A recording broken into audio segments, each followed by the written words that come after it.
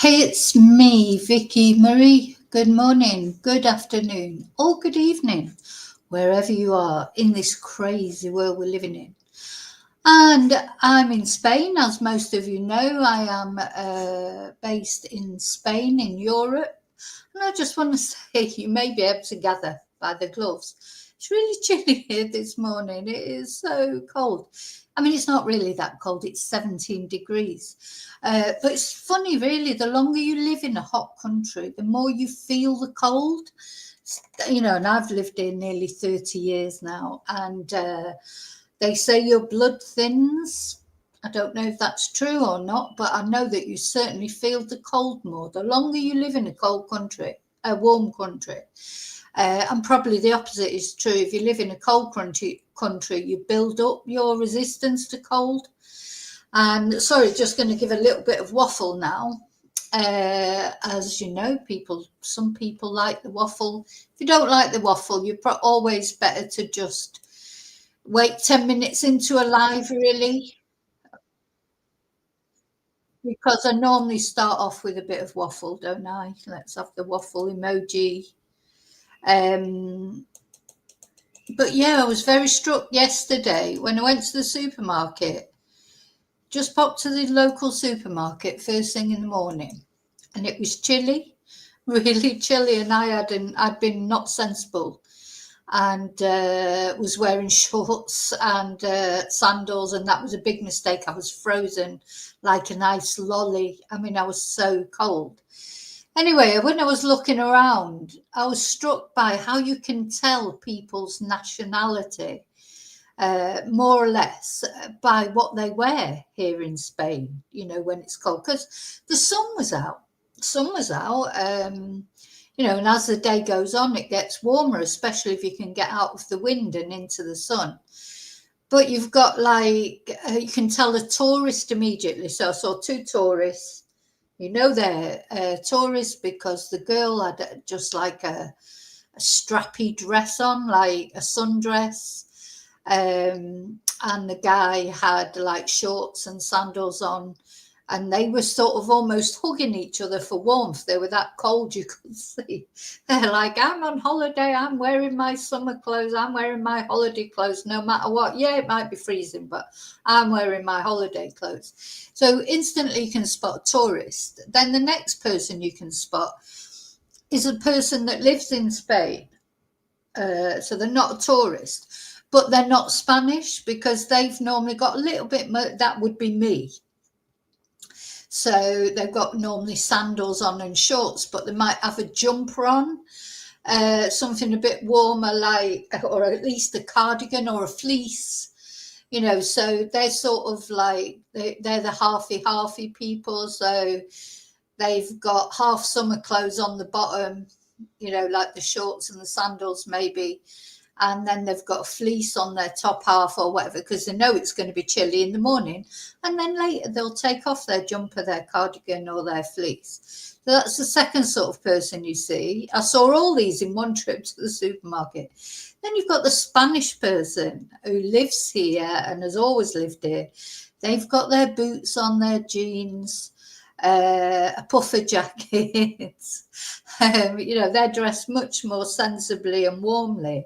And then there's one more kind of person that I thought about yesterday. And these are people that come from even hotter countries than Spain, like South America, you know, Ecuador or Venezuela or anywhere in South America. And they are wearing like full on Christmas. You know, I saw a girl, she had the gloves, she had a bobby hat on, woolen hat, big scarf, a great big fleece type thing, jeans, boots, the lot. So they're the people that are foreigners, but they come from warmer countries and they complain about how cold it is in Spain. So it's quite funny, isn't it, really? It's quite interesting. Anyway, I'm the in-betweenie. I do tend to dress warmly now because I've lived here for so long. I certainly don't do the tourist thing, and I don't even do the halfy normally. It's just that yesterday I looked out, saw it was sunny, didn't realise how cold it was.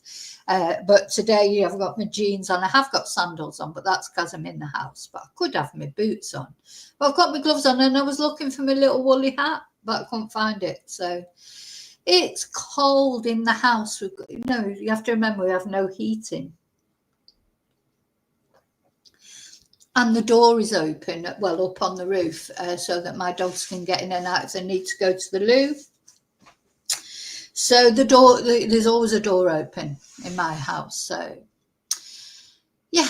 And now, talking of dogs, so there you go. I've just got to go and clear up after one of my dogs. I'll have to put on before I can come in. Now, we are going to talk about the Epstein files. I will get around to it. Sorry. So what am I going to do? I'll put a video on just for, let's see, it'll only take me a couple of minutes. I'm so sorry. I thought I had a new book video there, but. Hey, it's me, Vicky Marie. Did you ever want to know a little bit more about me and my background, how I came to become interested in true crime, how I ended up in Spain being a Spanish teacher? If you want to know a little bit about me, a little bit more about me as a person, you can find my book, Confessions of a Spanish Teacher, on any Amazon site, wherever you live in the world. And I believe that everyone has a story to tell, and this is my story. So it's the story of how I grew up in Manchester in the UK on a council estate, and very humble beginnings, and my journey through personal tragedies, disastrous romances, and triumphs to become a single mum, a Spanish teacher, and an interpreter living in Spain, and eventually a YouTuber reporting on true crime. So it details my various experiences with people and places over 20 years of teaching, over 20 years now. Ooh, where did that go? Of teaching Spanish and interpreting through the backdrop of the recession, financial uncertainty, severe flooding, and living through COVID. I hope you will find it funny, sad, amazing, silly, serious, and stranger than fiction at times.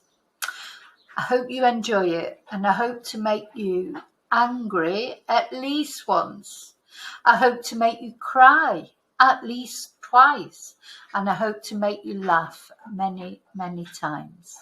So thank you for all your support on my YouTube channel, and if you want to know a little bit more about me as a person, then you can find out there. So thank you so much.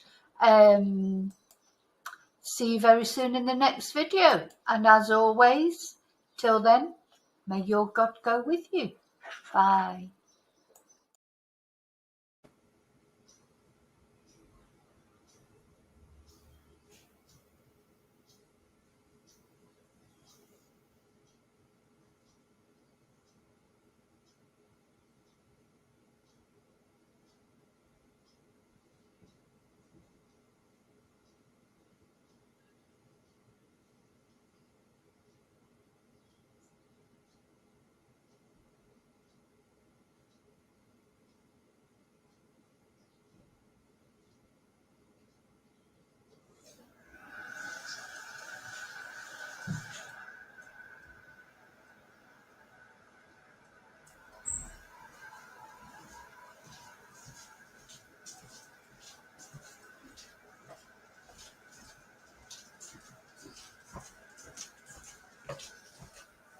I'm back.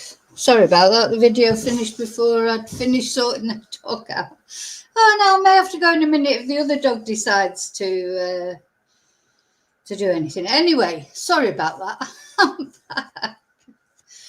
Let's try again. So what else have I got to say before we get going? Oh, yeah. So I want to say a big thank you, a very big thank you, a massive thank you to the subscriber over there in Ireland who sent me details of how to sort out my StreamYard, you know, because it was showing the two,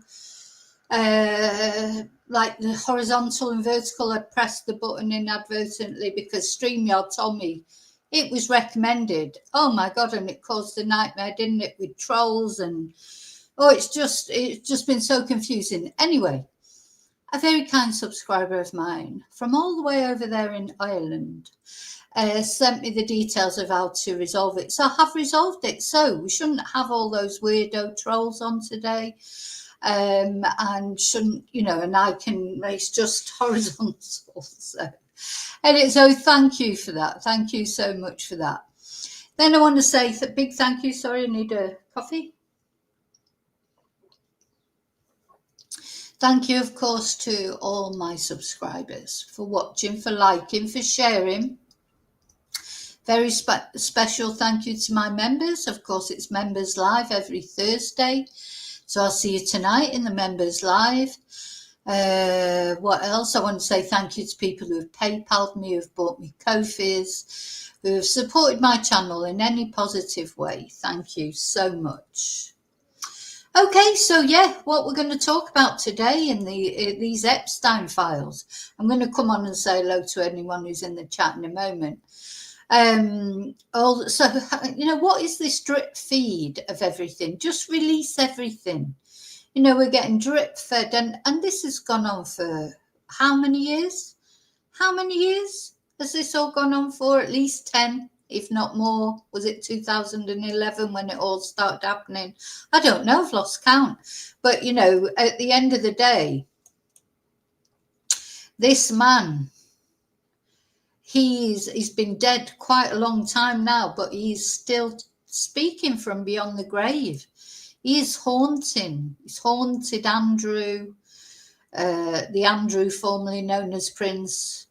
You know, the prince who doesn't sweat, or didn't, the former prince who didn't sweat, but of course he did, over this girl, Virginia, and this photo. Is this the most famous photo in the world? So apparently one of the files that have just come out, Jeffrey Epstein says that this photo was genuine, but any, you know, normal thinking person knows that this photo is genuine, you know, and there'll be other photos. What I want to know is, where are all the other photos of other people? You know, this guy, he says in these emails that he took the photo along with, he took photos of most of his clients, with most of his companions, with his employees. There'll be loads of photos. Where are all the photos? Why is Ghislaine Maxwell the only person that's in prison? Why isn't Andrew in prison? What about other men that have been mentioned? Why are they not in prison? Where are the investigations? Where's the culpability? You know, Epstein went to prison, but then he mysteriously died, hung himself, apparently, didn't he? This poor girl, well, she was a girl then, she was only 41, when she apparently hung herself as well. You know, where's the... This is just the weirdest thing, isn't it? You know, and the only person really who has been held to account in some way is Andrew. But he's not really been held to account. So he's been forced to move from one mansion to another mansion. You still have servants, you still have security detail, you still have all the things that he had before. He just can't, you know, act as a prince anymore. Are we supposed to think that's a proper punishment? You know, what punishment would your dad get, or your brother, or your son, your uncle? You know, or you, if you're a man, what punishment would you get? And this is the punishment that he's got. He's got to move from one mansion to another. You know, are we supposed to feel sorry for him? Really? And then nobody else has been held to account. Nobody, only Ghislaine. You know, she's just, what about the men? What about the men? Anyway, that's my question. Let's see who's actually in the chat. Oh, hi, Blue. It's just me and you at the moment, I think, though. There are more people watching. They just don't want to go into the chat, which is fine. Oh, they're my lovely lurkers. Hello, lovely lurkers. Hello, replay crew. Thank you for watching. I have got some plug-in heaters, but I've got a radiator on at the moment in the kitchen, but I just use it to, the kitchen's lovely and warm. I use it to dry clothes. But yeah, no, I don't like, because then of course your electricity bill gets ridiculous as well. So I tend to just put on more clothes rather than plug in things that cost money and electric. But I do, obviously, if it gets really, really cold. It's not really that cold. It's just because, you know, I'm not used to it. We've just come through like 40-degree summer. So the coffee's warming me up a little bit. Yeah.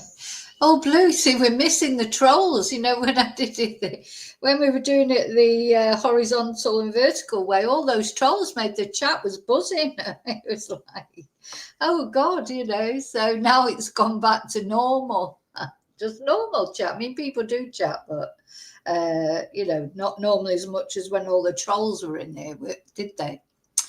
So, yeah, let's have a look again at some of these photos. Oh, so the other person, of course, who's implicated now, Trumpy, he doesn't look well, does he, Donald Trump? I mean, he's elderly. At the end of the day, he's nearly 80. I know he was glad when Joe Biden took a step back, but now he's the old one, isn't he? He's the old one. Whereas before, he was the young one compared to Joe Biden, wasn't he? Now, Trumpy is the old one. He looks ill. Maybe he just hasn't got his fake tan on, enough fake tan on there. I don't know. But yeah, you know, this is haunting him as well, isn't it? This whole thing, this guy, I really am going to have to Photoshop this photo and make him look like the ghost of Christmas past, because I've been calling him that for ages, and that is what he is. He's not going away, is he? He might be dead, but he's haunting Andrew, Trumpy, and this man as well, which I don't know if you're outside of the UK. Even if you're in the UK, you may not know who this man is. But this is Peter Mandelson.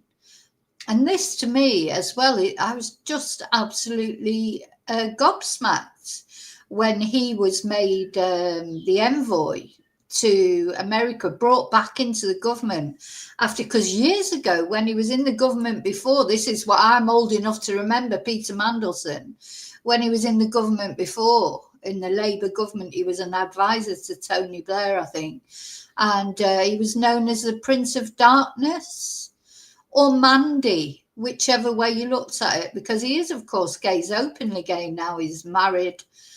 I think back in the day, he probably couldn't be openly gay. It was a different time. And obviously, it makes absolutely no difference to me. I could not care less whether he's gay, straight, or curved. But he wasn't, he had a reputation of being very sinister, you know, like a very sinister character, Machiavellian character. And he resigned from the government in disgrace. I can't even remember what it was about now, but there was always scandal surrounding Mandelson. He was then made a Lord. This is why, you know, abolish the House of Lords already. It's ridiculous. It's just a place where you give rewards to people who've done bad things. You know, it's horrible, the House of Lords. You know, why was he made a Lord? For being a really sinister and creepy politician that made him a lord. It was probably to shut him up. I think they make people lords and ladies and baronesses or whatever things just to shut people up sometimes, isn't it? Oh, yeah, here's a title. So that was Lord Mandelson. He wasn't a lord then. That was Mandelson then. Now he's a lord. and he was sent off to be some envoy to America, because he knows Trump, you see, as well. And he did well because he got the help with the trade deals and this, that, and the other. But he's a good friend of Donald Trump. They go back years to the Epstein years, you know. And now Mandelson is trying to sort of distance himself from Epstein, but he can't, because there's emails of him how he was, you know, Epstein was this great, wonderful friend of his and what have you. And so they all know each other. Mandelson, Trump, Epstein. You know, they were those creepy old guys. Now they're creepy old guys. I mean, the thing is, they weren't creepy old guys then. They were creepy young guys. Now they're creepy old guys, aren't they? So they all knew each other. So why is he still a lord? Why has that not been taken away from him? So Prince Andrew, as was Andrew, formerly known as Prince, he's had his title taken away. But Mandy, he's still got Mandy, the Prince of Darkness, as he was always known. He's still got his title. Why? These are my questions. You know, these are big questions for me. Why has nobody but Ghislaine, nobody else, because of course Epstein was convicted, where are all the other people? You know, where are all the other, the famous Prime Minister that Virginia Giuffre mentioned in a book, who was a sadist, apparently a sexual sadist who laughed at her pain, choked her. Why is he not in prison? Others, there'll be loads. Of course there'll be loads. They're not, you know, all the concentration is on Andrew, really. Most of the concentration is on Andrew, who, you know, I know he's, I'm not sticking up for Andrew, believe me, but I do think he's been held up as a scapegoat. What about everybody else? Oh, and now all they've talked about in the papers the last couple of days, whether he should, so he's going to be called, what is it, Andrew Mountbatten Windsor, Andrew Louis Mountbatten Windsor, whether he should have a hyphen or not. No one cares if he's got a hyphen in his name or not. There's no hyphen in nonce, is there? No hyphen in that word. You know, what is wrong with the British press that they'll, you know, make a big deal over whether Andrew, formerly known as Prince, should have a hyphen in his name or not? Nobody cares. What people care about is, why is he being moved from one mansion to another, and people are trying to say it's some sort of downgrade, but he still have servants, he still have everything, you know, that he wants. Well, that's what people want to know about. They don't want to know about whether he's got a hyphen in his name or not. Couldn't care less whether he's got a hyphen in his name or not. This is the ridiculousness of the British royal family, in my opinion.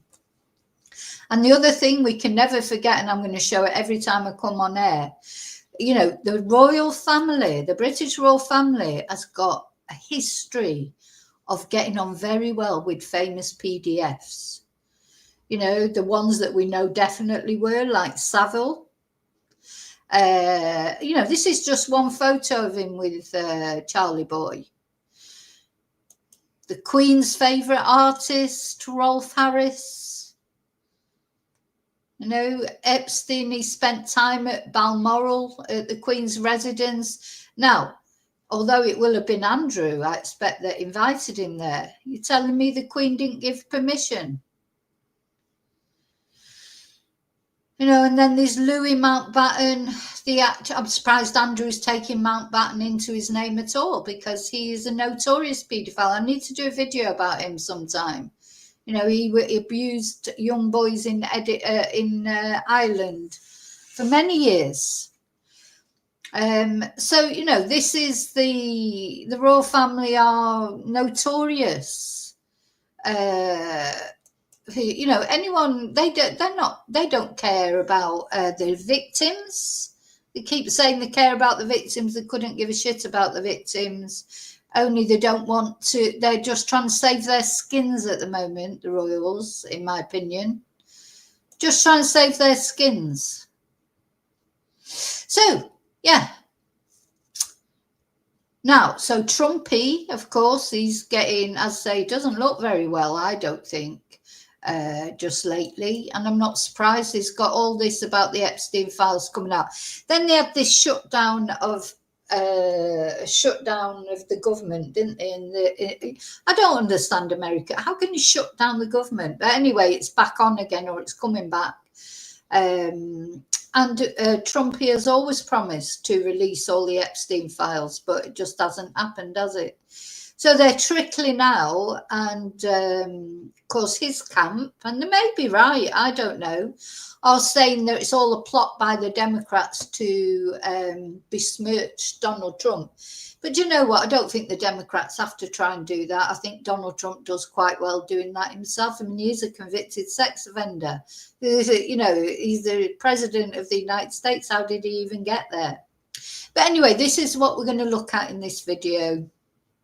What the latest thing is. You know, I think maybe Charlie Boy, the royal family, they got wind of these new things coming out, and that's why they, after saying they could not take Andrew's title away, suddenly they just took it away, didn't they? Just like that. It was done within a day or something. But it just shows you, so this royal family that aren't supposed to have any power, they've got loads of power, haven't they? They've got loads of power. If you think you live in a democracy, if you live in Britain, you're wrong. You live in an elite. It's like an oligarchy. It's a society run by the elite. And even like the ethnic minorities and everything that do get into positions of power, they're part of the elite. They've all been to public school or whatever. They're not, you know, anytime you do get someone who genuinely is from a different class, you know, that's worked their way up, scratched their way up from nothing, they soon get rid of them, don't they? Like Angela Rayner, you know, they'll dig up something on them. All the dirt that they could dig up on all these elite politicians, and they found that she didn't pay tax on some house or whatever, you know, like, for God's sake, there's like concerted campaigns, because the elite don't want a Labour government in power. They certainly don't want a working class Labour government in power, because they don't want to get taxed more. The rich don't want to get taxed more. Rich people are greedy. They want all their money, and they want more and more, like the royal family. You know, I was watching something this morning on the BBC on the news, and they were talking about, you know, metal detectors, people that go out searching for a treasure, you know, and things like that. And if they find anything worth having, it goes to the crown. So Charlie Boy and the crown, they get richer and richer all the time, don't they? And then the poor get poorer. But there you go. Sometimes you think nothing's changed, does it? You just give people the bare minimum, so they don't complain too much. You know, as long as people have got their tellies and their you know, couple of holidays a year, maybe to some sort of cheap holiday destination, you know, they'll never get to the riches of the elites. And in fact, now you're struggling to even get to university unless you come from an elite family, because you can't afford, your parents can't afford to pay for it. You've got to pay for it now. I was lucky when I went to university. You still were in a position where you could get a grant for, you didn't have to pay, first of all, to go and get your degree, and you could even get grants. You know, nowadays, how would you go to university if your family haven't got money? You can't. So you've been excluded again. In Britain, this is not in, I think in Scotland it might still be free, I'm not sure, but you know, it's like going back in time, isn't it? All the time, the rich get richer and the poor get poorer. It's like stepping back 100 years. It's awful, isn't it? Anyway, that's how it feels to me. Oh, do you think he's allowing his natural silver hair to come through, Bluebell? Let's have a look at that picture again. Maybe. Well, I hope so. I don't know. Yeah, it doesn't look as blonde, does it? And he doesn't seem to have his tan on there. But he does look ill. But, you know, he is nearly 80. at the end of the day. So, and he has, as president, he has a very hectic schedule, I expect. So anyway, he didn't comment yesterday at this new release of items. You know, normally you can't shut Donald Trump up, can you? Once he gets, he was announcing something that, the possible reopening of the government. So he's very proud of that. And normally afterwards you can't shut him up, but he didn't answer any questions. So he's obviously trying to avoid everything. But anyway, let's have a look what this article by Sky News about it. Let's see. Yeah, so this is quite a good analysis, Sky News, I think. That is the tip of the iceberg that we have got at the moment. What has happened this morning is pretty remarkable. Yeah, so what we have to remember is there are lots more things to come out, lots more. And I just think, where are the photos? Why is it only this photo of Andrew that's circulating with Virginia and Ghislaine? You know, there'll be loads of other photos, loads, and videos. I'm 100% certain. So why don't they release them? And why don't they arrest the people that are involved? Indeed. First of all, the House Oversight Committee over on the Hill released the 3 emails that you're referencing. And since then, they have dumped 20,000 or so documents online. And we're in here so that we can just give you a sense of how much. I mean, have a look at the screen behind me and you can see just how many documents there are. If I go to this document here and open this, you can see a huge number of documents. This is just one of a number of different files that have been released. If I go back. Now, one thing you can be sure is, as we speak, journalists from all over the world probably, I wonder what they make of all this in China and places like that. All over the world, journalists will be scanning these 20,000 files and trying to find anything juicy, anything relevant that they can make a story out of, won't they? And a couple of the emails that have been sort of discussed so far, they mainly involve Trump, don't they? Because Epstein referred to him as the dog that hasn't barked yet. It's quite interesting, that. What a funny expression. So that in this email that Epstein sent to his friend, who's a famous author, by the way, and I'm going to get him up in a minute, he clearly knew what was going on because he was advising Epstein to use what he had against Donald Trump to his advantage.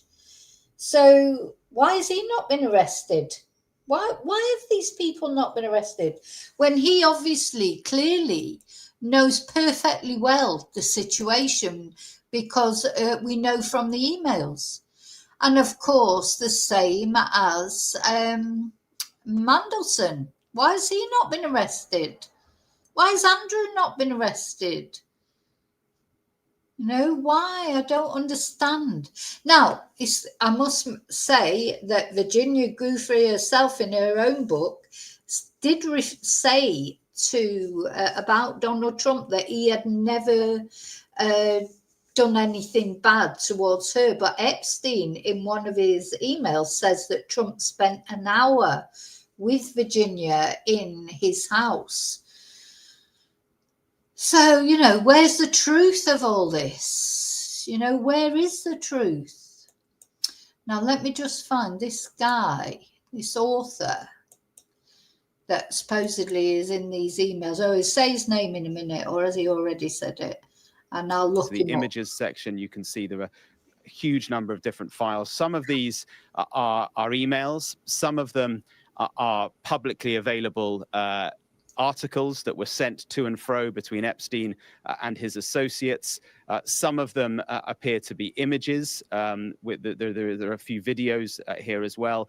As I say, we, and I imagine newsrooms right around the world are at the moment trawling through what is in here to see what is relevant, what is not. You can see the blacked out lines here are redacted bits. So of course there are people named in here who, for various reasons, the House Oversight Committee, who has got hold of the Epstein estate and is now releasing so much of it, they have decided to redact certain names, and among them will be Epstein's victims as well. So not only newsrooms, Mark, but I would think that in the White House as well, they are trawling through this to see what they can, what's in there, how damaging they think it might be for the president.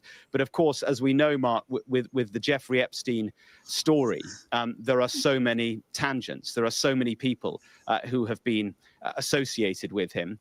And of course, there may be details in here. We've seen one email from Peter Mandelson, former British ambassador here. Of course, his association with Epstein resulted in his downfall as ambassador. There is an email that we've seen. We're not going to publish it at the moment, but we're looking at it and others.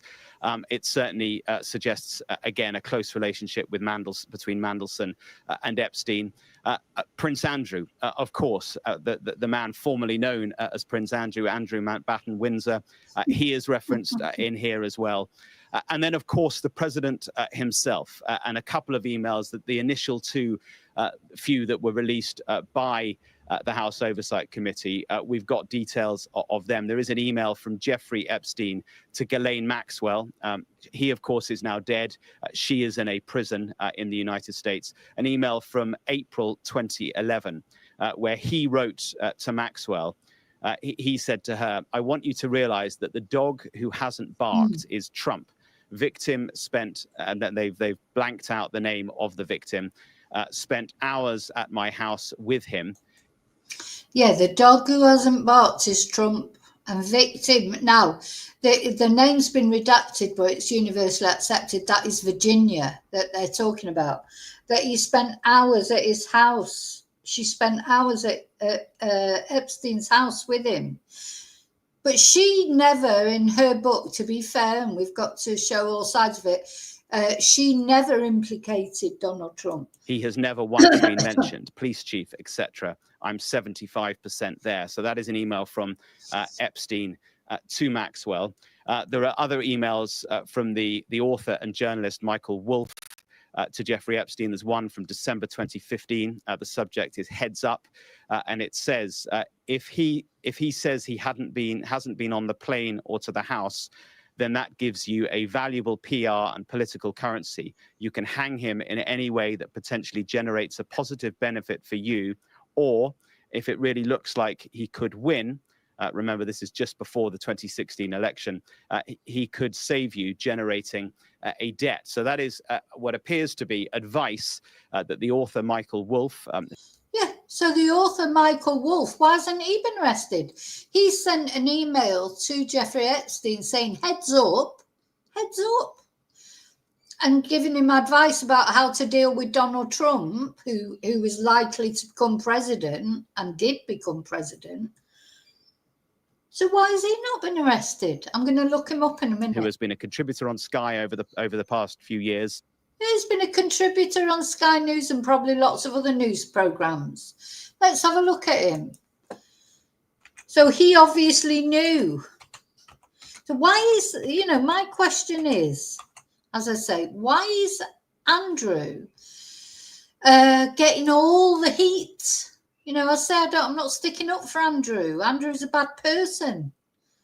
But he's not the only one. There's an article. Michael Wolff made a pile of cash from Trump books while advising Epstein.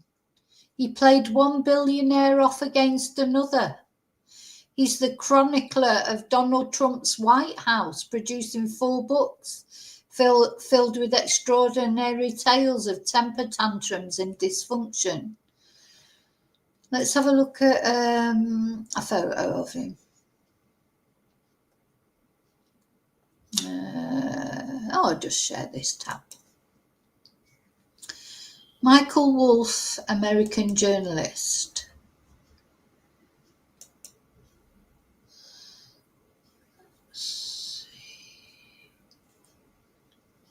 Who is Michael Wolff?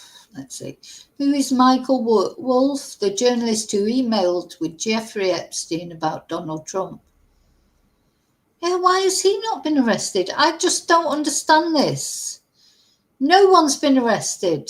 Even Andrew hasn't been arrested. Only Ghislaine Maxwell has been arrested. Sex offender Jeffrey Epstein. Deborah Roberts sat down with Wolff. Good morning, Deborah. Good morning, George. Over the course of his career, Michael Wolff has sat down with some of the biggest names in politics, with media stars and business titans. And he says the one thing they all have in common, they've all paid a hefty price for fame. Oh, yeah. In his new book, Too Famous, Michael Wolff says an intoxicating thirst for that bright light of fame has sent powerful people spiraling. Everybody always wants more, and more is what leads to too famous and to destruction. Is fame necessarily corrosive? Yeah, I think it is. It is often ruinous. His list of too famous subjects, including Donald Trump, Rudy Giuliani, Hillary Clinton, and convicted sex offender Jeffrey Epstein. No, the thing is, I'm not saying that this Michael Wolff was on the island or did anything like that. I don't know, but he obviously knew about it because he was emailing this creep. God, when you look at this man, he'd have to have money, wouldn't he, to find women? I mean, he's just revolting, isn't he? He's revolting. If he didn't have money, nobody'd be interested in him. He just gives off that yucky vibe, doesn't he? Maybe it's just knowing what we know about him now, but to me it just looks like, it gives me the chills. He really, really does. Anyway, so yeah, maybe this Michael Wolff, maybe he wasn't one of the abusers, but he obviously knew about it because he's sending Epstein emails saying heads up and telling him how to manipulate Donald Trump. So why has he not been charged with anything? Even if it's just collusion or whatever, I don't know what sort of things you would charge someone for. Just why is Ghislaine Maxwell the only person who's actually in prison? Epstein proposed that I write a book about him, and he gives me access to him on a frequent basis, access to what was going on in his house. So I kind of... So you were a guest in his home? Yes. I'm not sure anyone who I'm writing about quite makes the distinction about whether I am, a fly on the wall or a guest at the banquet. Wolff claiming that in 2019 he was in the room and recorded this never-released audio as political operative Steve Bannon tried to media train Epstein for a potential television interview. Money never interested me. Money never interested me, no. Money to me is only numbers. How many houses do you have? I don't know. You don't know how many. Money never interested me. That's what rich people say, isn't it? Oh, money's not important. Yeah, it's not important when you've got shitloads of it. It's important when you don't even know how you're going to pay your electricity bill or feed your children. It's so to say money's not important or I don't think about money. It's just because he's filthy rich, isn't it? Maybe if he ever had a spell of a year or a couple of years where he didn't have any money and he had to worry about all those things. Well, he didn't even have any kids, thank God. But, maybe if he had a year where he had to think about how he was going to pay his bills, he had to go to work in a job that maybe he couldn't stand, but he had to go because that's the only way he's going to feed his children. That's the only way he's going to buy food. That's the only way he's going to pay the electricity, the water. And, just like surviving, really. Maybe you should have a year doing that and then say if money's just a number. Money isn't everything. It can't buy you everything, but it can bloody help with everything. Bannon disputes your account in the recordings and even told the New York Times that he did no media training for Epstein, that the interviews were about a documentary. Well, it's just not true. The entire discussion was about media training. He says Epstein was matter-of-fact about the young women in his life, saying that some lied about their ages. Did Jeffrey Epstein realize that people thought of him as a predator, as a bad yes. guy? Oh, yes, absolutely. He had a grasp of that. Completely. Wolf is no stranger to controversy himself and has faced criticism for not attributing to sources. Do you consider yourself a journalist or a writer? I consider myself a writer. I want to bring you into the experience. I want you to believe that you are in the room. What makes them talk to you? I have no idea. Because Are you he's a shocked creep that sometimes as well. they sit? He gives me the creeps too. Look, they're all the same, aren't they? You know, they're all these, you know, men that wouldn't have, you know, women or other men wouldn't be interested in if they didn't have money, because they've got this creepy persona. Actually, I'm not talking about just how they look, because looks aren't everything, but they're giving off this creepy persona. But the money that they've got, he's chasing the money. Yeah, why did they talk to him? Well, they talked to him because he's one of them. He's one of them, and they knew he would give them a more positive slant maybe than somebody else would. You know, they're just horrible. When is the next person going to be arrested? You know, arrest someone, not just the woman. Ghislaine Maxwell, and she might be a piece of shit, but, you know, she's one woman. What about all these men that availed of these girls' services? What about the Prime Minister that choked Virginia Giuffre and laughed at her pain and suffering? What about them? You know, why has nobody, even Andrew hasn't been arrested. I mean, he's been held to account, but you know, the only reason that Andrew has been held to account in any way, shape or form is to save the royal family. That's the royal family trying to save their skin, and I think they're too late. Because even Willie, he went off to that Earthshot thing.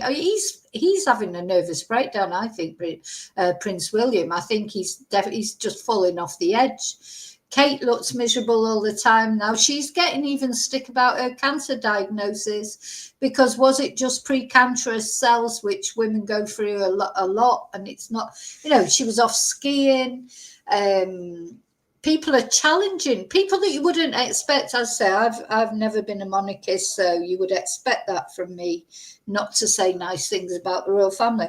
But even people that maybe once, you know, were trying to support the royal family are saying maybe it is time for them to go. You know, you've got Shamilla. I mean, look at them.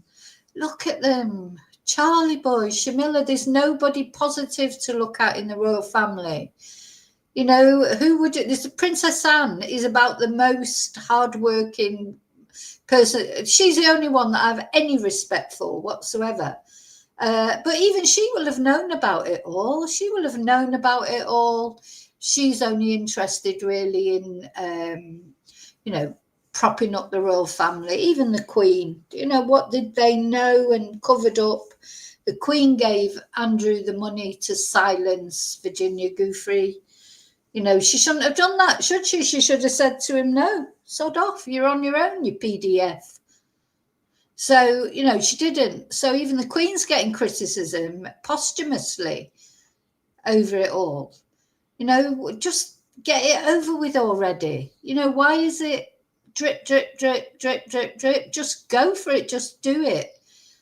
Clear, you know, you need a clearing. It's funny because if there ever is like what, you know, if the royal family does fall in the UK, it's funny, isn't it? Because it's not like a revolution like in France and in Russia, which weren't very nice, weren't very pleasant, because, you know, literally a lot of violence ensued, not only towards the royal family, but, you know, the Russian Revolution resulted in a virtual obliteration of generations of bourgeoisie, you know, like middle class people, because and so really, and I'm not joking when I say this, and I'm saying it seriously, most Russians today, they are descended from peasants, because after the Russian Revolution, there was such a culling of the middle classes, you know, not just the aristocracy, but, you know, it was a sin to be bourgeoisie, to be middle class. And, you know, in families, even their own children would be reporting them as middle class or bourgeoisie. I don't know how you say that in Russian. But that's what happened in France too. It was a crime to be middle class because, you know, it was after the revolution. So there weren't many left at the end of it. They were wiped out, literally generations of young people wiped out because they had some association with the middle class.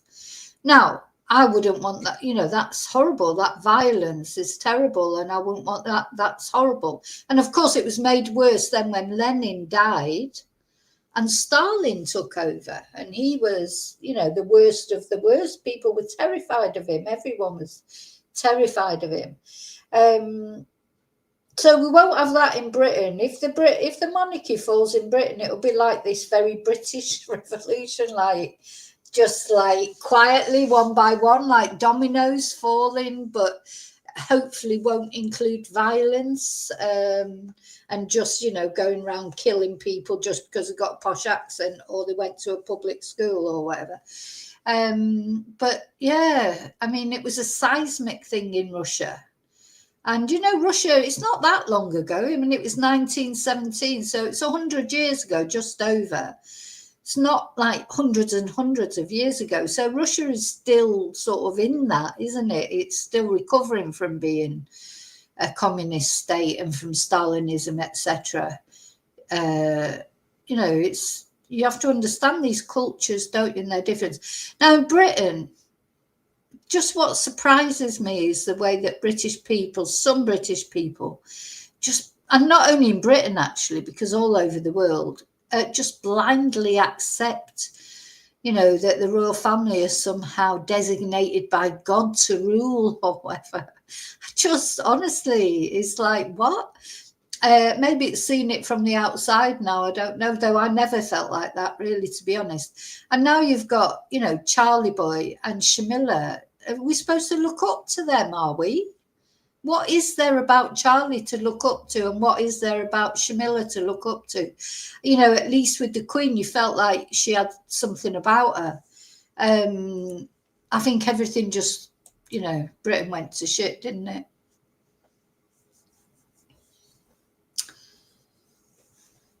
Hi, Deanna.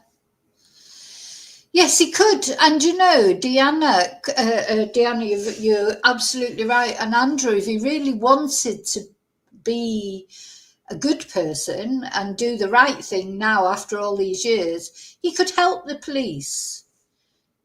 Hi, Gary for Grace. He could help the police, couldn't he? You know, it's he could try and redeem himself. He won't. I'm always shocked, always. And despite the often brutal portrayals of his subjects, Wolf says the too famous often sought him out anyway to write about them, like Harvey Weinstein. There's another one.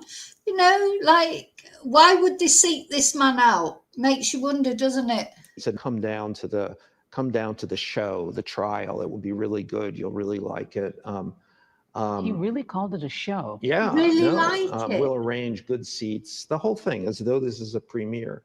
And I said, Harvey, I'm not going to write a book about you. And he said, you know, you think I'm a nice guy. But you know, I can turn into Michael Corleone like that. And then minutes later, I start getting texts from. He's another one where his face just tells you everything about him, doesn't it? You know, people seem to think you can't tell from someone's face what sort of person they are. But this person, look, oh my God. Oh, God, revolting. Another revolting man. Just, you know, if you didn't have money, women wouldn't be interested in him at all, because not only he's not handsome, but you don't have to be handsome, but he's not a nice person either. There's nothing that a woman would find attractive about this man except his money. And not all women would find that. It wouldn't do anything for me. That's, you know, unfortunately for me, I've never been that interested in money. I wish I had been, but maybe I'd be a bit more financially better placed. But anyway, I'd rather not be. I'd rather not. God, imagine having to look at him. Oh, waking up in the morning, he's lying next to you. Ugh. Horrible man. Another one. From Harvey, he didn't mean it. I'm so sorry. And he has no idea that this is unacceptable, crazy behavior. Because he became too famous? Exactly. Michael Wolff. Yeah, I think they get like omnipotent, don't they? You know, they get away with it so much that they sort of get this sense of nothing can touch me. I think that's it with Andrew, to be honest. I think Andrew, you know, he's 60 odd years old. So for 60 odd years, he's been a prince. And not only a prince, but the favourite son of the Queen. He's been indulged in everything he's done. He's been welcomed everywhere he's done. No one would have told him the truth. Everyone we saw, from that guy that used to be on his security detail, you know, what people said about him behind his back, because his nickname was the CUNT. But Andrew would never have known that. And Andrew probably would have been surprised to hear that. He probably thought everyone loved him because his mummy loved him, and he thought everybody would love him the same. And I think what's happened with Andrew, and then when the Queen died, of course, he lost his last bit of protection. And now they're saying, and again, you know, the thing is, there's a lot of speculation going around, that the Queen, one of the conditions of the royal family protecting Andrew was that Shamilla, as I call her, because I can't bear her, should be made queen rather than queen consort. Because, you know, Prince Charles, or when he was a prince, you know, all this long-standing affair that he had with Camilla, he always promised her that she would be queen one day. But she's always just wanted to be queen. She's like the wicked stepmother, isn't she? She wanted to be queen, and now she is queen. Well, do you know what? I hope she chokes on it, because I don't think it's going well for her. And I think that's her karma, because she's engineered herself to be queen by causing so much trouble. I think she's at the crux of all the problems with Harry and Meghan, and she's just a horrible person. And she's got her karma now, because she may be queen, but is she really enjoying it? She never looks like she's enjoying it.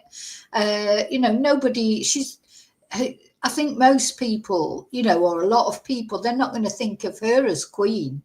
You know, I still, to this day, when they say, oh, well, the Queen was at such and such day, I think, who? And that is just absolute honesty. It's not because of, and then I have to think from it, I think, oh, they mean Shamilla. And elsewhere, of course.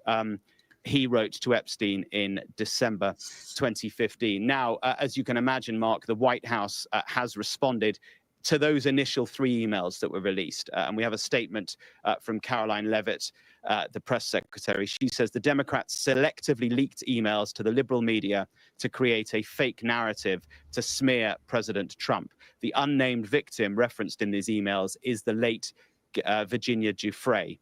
The woman who was photographed, you'll remember, in that now infamous photo with Prince Andrew. God, infamous. I mean, I think that was one of the most significant photos ever taken in the history of the world, isn't it? But, you know, because it's literally changing the British royal family. But that is, it, you know, gone on for centuries. The other thing I just want to say about Virginia, and, you know, we just almost must think, well, it's a shame that she is not here now to see all this happening, because she's brought it about, really. It was her bravery that's brought about this. You know, she was just a young girl, 17 years old, bless her. And now she's dead at 41. And let me know what you think. But do you think her death was self-inflicted, or do you think she was got rid of? Because I honestly am not sure.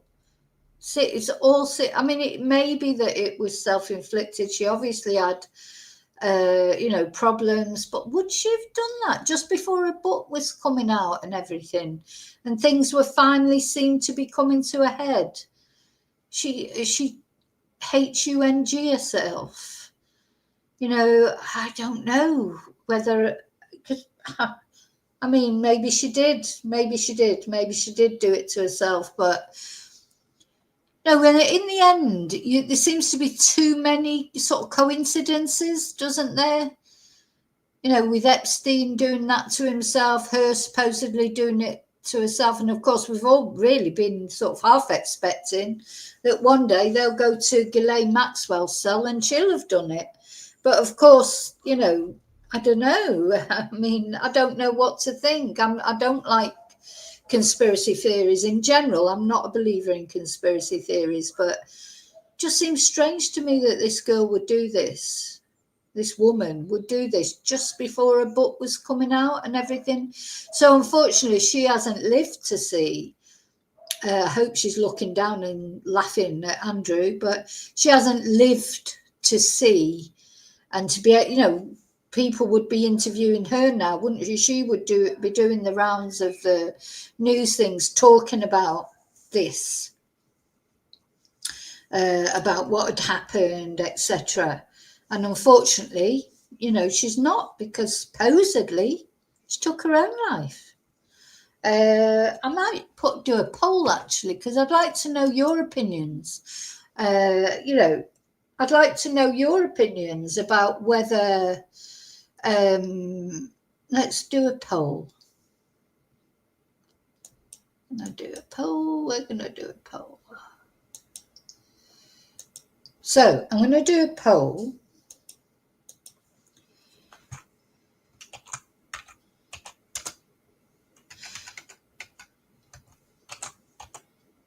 All right, how do I put it? Because I've got, what YouTube's like. They don't like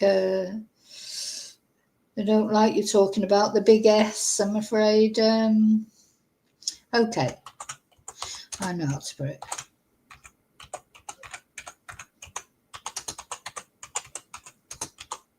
So we'll have, was Virginia's death suspicious?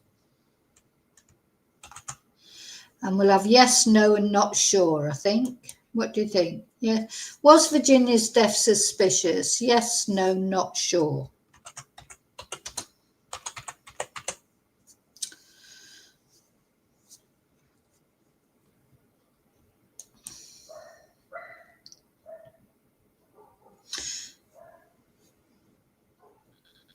So, please, let's see, most yes so far. But anyway, so I'm going to leave that up for a little while. Don't forget to vote. Don't forget to vote. So, yeah, her husband was not nice to her either, was it? And that's why I did mention in a video not long ago, I won't be buying her book. And it's, why? Because the profits might be going to her ex-husband or her husband, because I don't think they were divorced. And, yeah, he was supposed to be a twonk as well. I mean, the thing is, for someone like Virginia, who was abused from an early age, it's difficult to break out of that cycle. She's a magnet for other abusers, unfortunately. So it could be that Virginia just had enough and decided to unalive herself. It's possible. But I don't know. It just seems with her book coming out and everything, wouldn't she have wanted to at least see how the book went? Or I don't know. Or would she have... wouldn't she have wanted to at least see how her book was received? Or maybe she felt that once she'd written that book, she'd given her contribution. I don't know.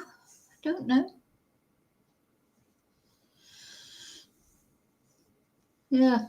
So there's a lot of people. Hi, Julie. Don't forget to do the poll as to whether you think Virginia was unalived, sort of by somebody else, or whether she did it to herself. because I'm not sure at all. The more I look into this, the more you think, But you know what? I don't think thank you, darling. I don't think we will ever know. I think what's sad, especially sad, is there are some mysteries, aren't there, that we would just never know. Like, will we ever know the truth about, or Epstein's death as well? Did he do it see, with him, I can find it more likely that he did do it to himself, because for a man like that had lived all his life in freedom and doing what he wanted and all that money and what have you, that he couldn't face being in prison. I do understand that. Having said that, other people say, well, he was just about to have an appeal go, it wasn't 100% certain that he would end up staying in prison. Of course, if anyone had the money to pay for a defence, it was him. So he would get the best defence that money could buy. So, then there's that as well. But again, I just don't think we will ever know, unfortunately. Well, maybe we'll know one day when we pass over to the next world, and maybe we'll get all the answers then. I hope you do get all the answers then. But maybe will I still be doing true crime videos on the other side? I mean, who knows? Do you just go on to a different level, a different plane? And be good to find out the truth. But I think for what Epstein did in his life, at the end of the day, he was an abuser. He will be, even though he wasn't a murderer, or at least as far as we know, he wasn't a murderer. He's still going to hell, isn't he? He's definitely going to hell. All of these people are going to hell. Any people. There was another one as well, that Jean-Luc Brunel. Yeah, he's another one, wasn't he, that was involved in it, and he was found dead in his cell. Don't think I've got a photo of him up there. Let's have a look. Yeah, too many. Like, you remember what was it? Like, once is an accident, twice is a coincidence, 3 times is a pattern. And we've got a pattern of suspicious deaths, haven't we? So this was the Epstein associate found dead in Paris. Let's have a look at him. Yeah. There he is on the jet, laughing and joking with Epstein and Ghislaine. See, Ghislaine was the woman in the middle of it all. So the ones that go to prison, except Ghislaine, they get bumped off, don't they? Or they mysteriously get found dead in their cells. Oh, what, these trousers? So a French modelling agent, a modelling agent, you think he'd know a little bit about fashion, wouldn't you? Look at the state of him. Good God. So he was found hanged in his cell in La Santé prison at 1 o'clock on Saturday. Not this Saturday, this was in 2022. 76 years old, had been held for over a year, being investigated on suspicion of the RAPE of minors and the trafficking of minors for sex exploitation. And Brunel had denied any wrongdoing. And his lawyer said he had been crushed by the allegations and blamed a media judicial system. So that's him back in the day. The thing is that we have to remember about these people as well, isn't it? We're looking at photos of them now where they're in their 50s, 60s, 70s, but they weren't always that age. They were young, when this was going on. Not as young as the girls who were abusing, of course, but they were young, 30s, 40s. So he was arrested as he was trying to get to Senegal, because yes, we all want to go to Senegal, don't we? So his arrest was part of a French inquiry into sex trafficking, sex assault allegations against Epstein, focusing on potential crimes committed against French victims and suspects who are French citizens. Now, the thing is, this is such a huge case because it's not just America, it's not just the UK, it's worldwide, isn't it? worldwide. Epstein was a collector. He collected politicians, actors, famous people like this, agents, the royal family. Andrew was one of his collection. He collected these men and then blackmailed them. So no wonder money wasn't important to him, because he blackmailed everybody else. So yeah, they suspected him of raping, assaulting and harassing multiple minors and adults. So this is 3 people now that have been hung, supposedly by their own hand. Virginia, Epstein, and this guy. You know, you just feel like you're waiting for Andrew, you know, the news, the headlines that Andrew has been found or something like, you know, this just, you always feel like something more dramatic is going to happen. Every day you feel like, what's the next dramatic thing that's going to happen? So yeah, allegations he ran a network using underage girls for sex, but a medical examiner ruled his death was suicide by hanging. So he was already a convicted sex offender, guilty to prostitution charges involving a minor. So he obviously liked minors. A frequent companion of Epstein. So anyone who was a frequent companion of Epstein knew. If they didn't participate in what Epstein was doing, they knew about it. Definitely. And Virginia Giuffre at the time is how sad, really. This just gave me a chill, actually, because of course she ended up doing exactly the same thing to herself, if you believe the official narrative. And she tweeted, "I'm disappointed I wasn't able to face him in a final trial to hold him accountable, but gratified I was able to testify in prison last year to keep him in prison." That was Virginia. Well, let's have a look at this. Sorry, just got to watch the advert. Where's the sound?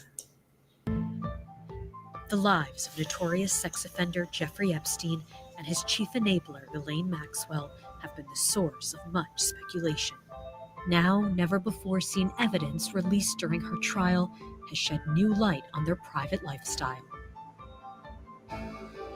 So who is Ghislaine Maxwell? What the processes are And what was her time with Epstein really like?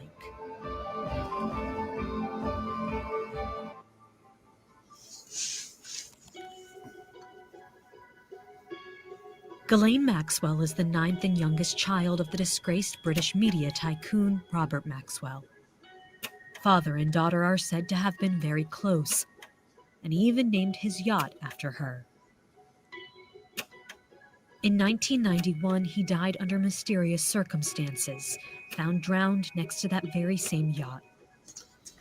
It was soon after that Maxwell left the UK for America, where she became involved with Jeffrey Epstein. Ghislaine, she's sort of, that was her again when she was young. We have to remember these people were young ones, and her father was a toe rag as well.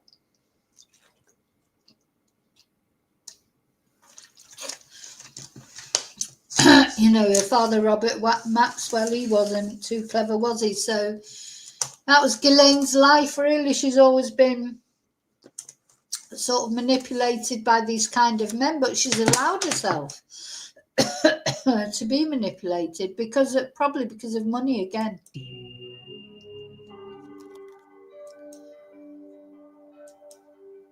New photos presented as evidence during the trial captured the intimacy between Maxwell and Epstein. The pair had a relationship in the 1990s and remained close afterward, with some describing her as Epstein's second-in-command and lady of the house. The undated photos show the warm, easy rapport between the two. Yeah. In one series of particularly suggestive pictures, Maxwell can be seen giving Epstein a foot massage on a private plane. The photos also reveal their lavish lifestyle, filled with private jets, yachts, and visits to exotic locales. You know, it's funny, isn't it? Because Jeffrey Epstein, he was like Instagramming before there was Instagram. You know, it's like he's like the selfie taker before it was even fashionable to do that kind of thing. Of course, now everybody documents their life, or not everybody, but most people do, especially young people. But it wasn't so common in those days. But Epstein's got a photo for every occasion, hasn't he? That's why you just know there's more photos to come out. Oh, excuse me. There's more The pair photos can to even come be out. seen relaxing at the Queen's private Scottish residence at Balmoral Castle.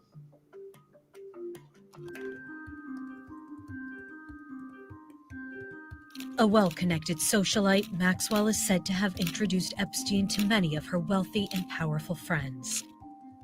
The couple was photographed widely at social events, including with some very notable faces, from President Bill Clinton to future President Donald Trump and the future First Lady, to across the Atlantic with Prince Andrew, the Duke of York, seen in one photograph with Maxwell and Virginia Roberts Giuffre, who has claimed the Duke abused her, allegations he has consistently denied. Prosecutors have also released photos of properties around the world where Maxwell and Epstein trafficked and abused teenage girls under the ruse of massages. From Epstein's house in the U.S. Virgin Islands to Maxwell's home in London, to Epstein's mansion in New York City and his estate in Palm Beach, Florida, where an image of Maxwell can be seen hanging on the bathroom wall. These days, the photos tell a very different story. In 2019, while awaiting his trial on federal sex trafficking charges, Epstein died in jail. His death ruled a suicide. And Maxwell went from the circles of London's elite to a New York City prison, convicted of enabling his crimes. The lives of notorious sex offender Jeffrey Epstein. I'm going to go back to the Sky News article now. I mean, the thing is, poor people, for rich people, poor people are a resource. They need them to serve them their coffees or, you know, their meals in restaurants or, you know, manned cruise ships and stuff, and provide them with sex on demand. That's what they use poor people for. And the thing is, sometimes you think if we had a fairer society where there wasn't such a great big imbalance between the rich and the poor, people wouldn't be exploited the same, because it wouldn't need to be. You know, women and men, of course, they get the young people, they get their heads turned by money, and because they're told, you know, that money is great and rich people are great and powerful people are great, they're betters, you know, and this, that and the other. I mean, look at recently with Hugh Edwards in the UK, you know, that young lad that he was sending him money for him to send him indecent photos. So money is power, isn't it? And they use people without money as a resource, you know, to get them to do things for them. It's horrible, actually, isn't it? The whole thing is horrible. In London. And she reached an out-of-court settlement with Andrew. The Levitt statement goes on to say, Virginia Giuffre, who repeatedly said Prince Andrew was not involved in any repeatedly said President Trump was not involved with any wrongdoing whatsoever and couldn't have been friendlier to her in their limited interactions. It goes on to say the fact remains that President Trump kicked Jeffrey Epstein out of his club decades ago for being a creep to his female employees, including Giuffre. So from the White House, in response to those initial 3 releases, those 3 emails, 2 of which I read there, a robust response saying that the Democrats are simply trying to smear Donald Trump. They say that Donald Trump has been very open about his historic relationship with Jeffrey Epstein, that he ditched Jeffrey Epstein many, many years ago when he decided he was a wrong 'un. We also do know that Epstein was once frequently at the Mar-a-Lago club. Virginia Giuffre, she worked at that club as well. But to sum up, Mark, in effect, the Epstein files, as they have become known, appear today to have been released. Maybe not all of them, but a huge number. And we and many others, I imagine, are trawling through them and trying to put some context and significance to them. Yeah, and that is the point, really, because the background to all this was this increasing pressure, wasn't it? And also the White House administration, the Trump administration's reluctance, it seemed, to release the entire Epstein files.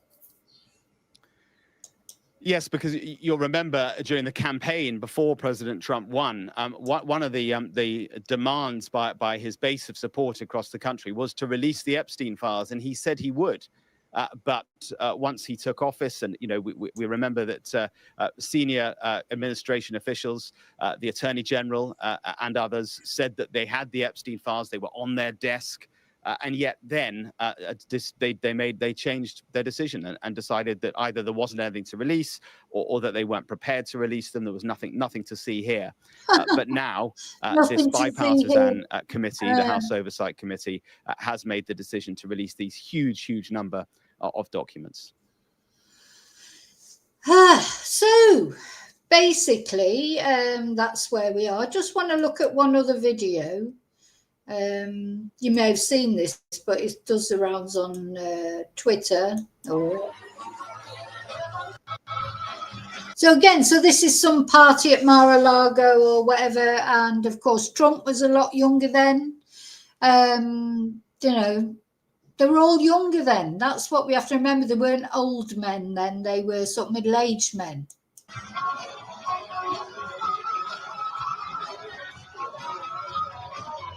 Look at Epstein. He's a right little shrimp as well, isn't he? He's just, there's just something so creepy about that guy.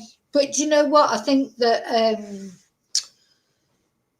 Ghislaine, she totally adored him. To me, whenever I've seen the photos of them together, she looks at him like with adoration. I think she was totally in love with him. And I think he probably cared about her, but really, she was just a conduit, wasn't she, to high society, to royalty, to all the famous people she knew because she was so well connected as a socialite. That's what he saw in her. But I think she saw in him, she was like a replacement for her father, wasn't she? A not very nice man, but who had loads of money. So he's just like a Maxwell replacement. So you can see that Epstein and Trump, they were big friends. They were big friends. That's not just, Trump now is trying to distance himself from Epstein. He says he never met Andrew. There's loads of photos of him with Andrew. He's a liar. Apart from it, that's what you get for the president of the free world, a liar, a confirmed liar and sex offender. And a lot of people still can't see it. It's weird. Just weird. I'm just thinking, if you imagined Keir Starmer, all these things coming out about Keir Starmer or about Joe Biden or about any other, or Putin or whatever, imagine them just being able to talk it away. They'd be hung, drawn and quartered. Why does Trump get away with it?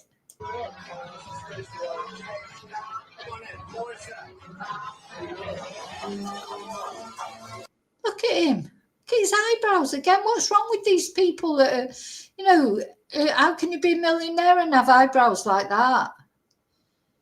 And his hair, for God's sake.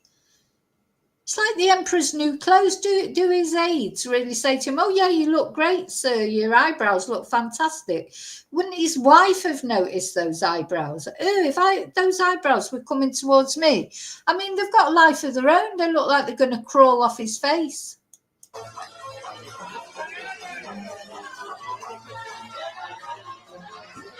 Look at him. Oh, what is it? These horrible men.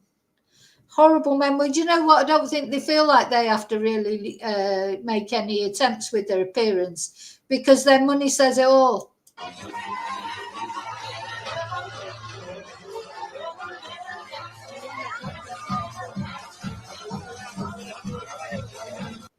Now, don't forget that one of the times when supposedly Virginia Giuffre was abused by Andrew, allegedly, it was in an orgy, wasn't it?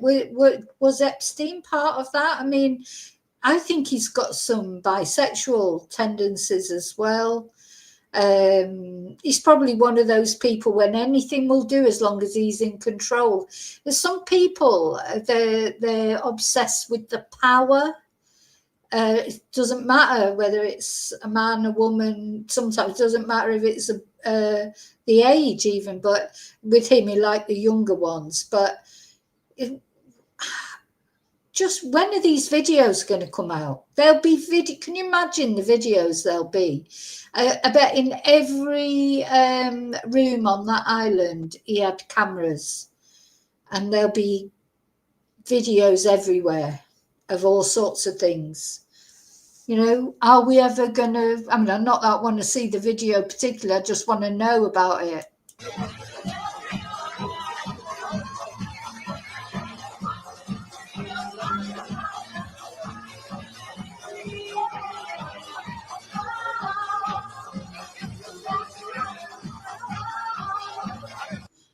Well, I don't know if there's any lip readers in the audience. There must, I mean, there's lots of people can read lips. I'd like to know what he was saying there. It'd be something crass, probably. You know, they're middle-aged men acting like 18-year-olds as well. Yeah. Watch that one more time.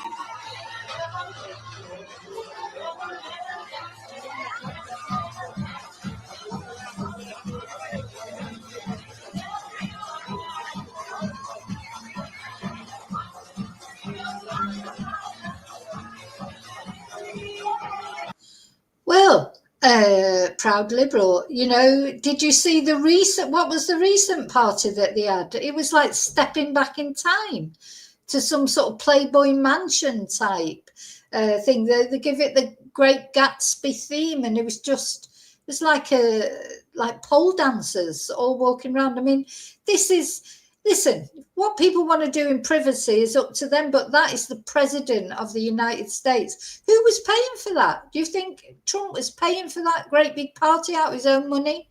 No, so the American taxpayer, the person, you know, these people that are struggling and that he says he's going to help, he put on that great big party with all these women walking around like it was some sort of strip club. This is the president of the United States. You imagine if Putin did that. That's just what I would say. So you think that if your video came out of Russia that Putin had put on a great big party like that with all these scantily dressed girls walking around, that people wouldn't be going mad, like it'd be all over the news in the Western world, wouldn't it? Oh, look what Putin did. And Trump, nobody seems to question what he does. Why? Well, they do, but they get shut down because, of course, Trump has shut down the press, hasn't he? What he calls like the left press, and he's coming for the BBC now, and this, that, and the other. You know, he makes sure what is happening in America. It's so sad, really. It's supposed to be a free country. It's not a free country. Not while Donald Trump's in charge of it. It certainly isn't. And yeah, how people, I think people are starting to see that a bit, because those people who voted for Trump, are they seeing any change now? Oh, and by the way, if you watch this video to the end, I will be finishing in about 10 minutes. I nearly forgot, I've got something that I want to show you, which is the perfect present for the man who has everything at Christmas. So, you know, if you're ladies, if you're out there and you're thinking what you're going to buy your husband for Christmas, because he's got everything already, or men, if you're thinking what to buy your male partner for Christmas, I've got the perfect present from Temu to show you at the end, just to lighten things up a bit. And I think Donald would probably quite like one.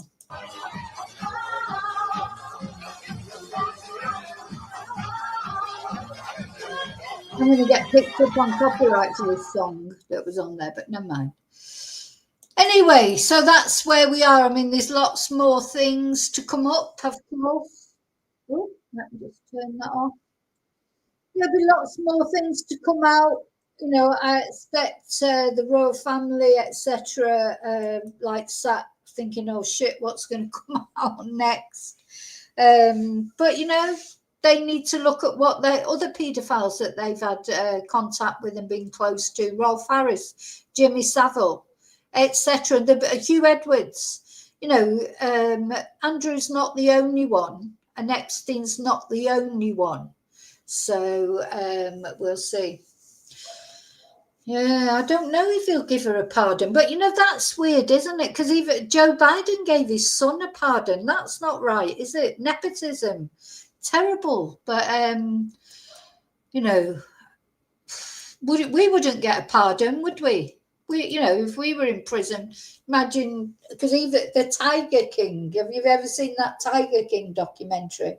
Which is very interesting document. It's not a documentary, is it? Series on Netflix. It's a really good series. If you haven't seen it, the Tiger King. Well, he's in prison. He asked President Trump for a pardon. He didn't get one.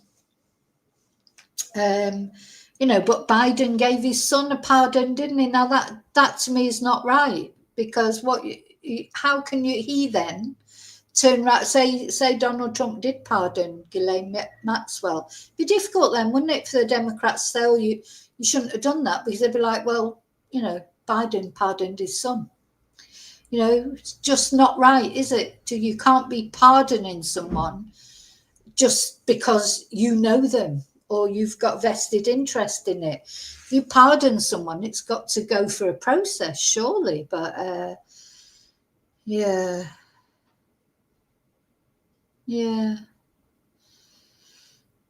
Okay.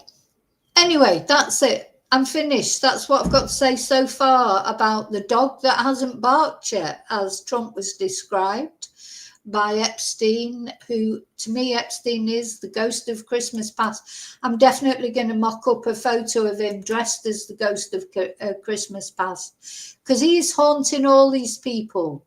He's haunting the prince that doesn't swear, or the previous, of course, the Andrew who doesn't sweat now. He's not a prince, is he?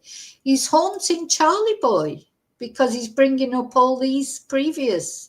You know, Charlie Boy is not a nice person, basically himself. And Shamilla, she's even worse. Even the Queen, we have to remember her connections. Her favourite painter. Yeah, and Louis Mountbatten, which I haven't got the photo of him on here anymore, who is a member of the royal family, who's a known PDF. And then, of course, Lord Mandelson. Get him out of the House of Lords. Well, for me, you can abolish the House of Lords. It's just ridiculous. It's just a way of rewarding. This was him in the day. This was him in the day when he was in love with Epstein, or it looked like that, didn't it, on their photos and that. But there's a few photos and videos of him around. So the guy who's, even though he's dead, and he's been dead for quite some time now, he's still haunting all of them, isn't he? He's still haunting them. Okay, so I'm going to show you this fantastic present.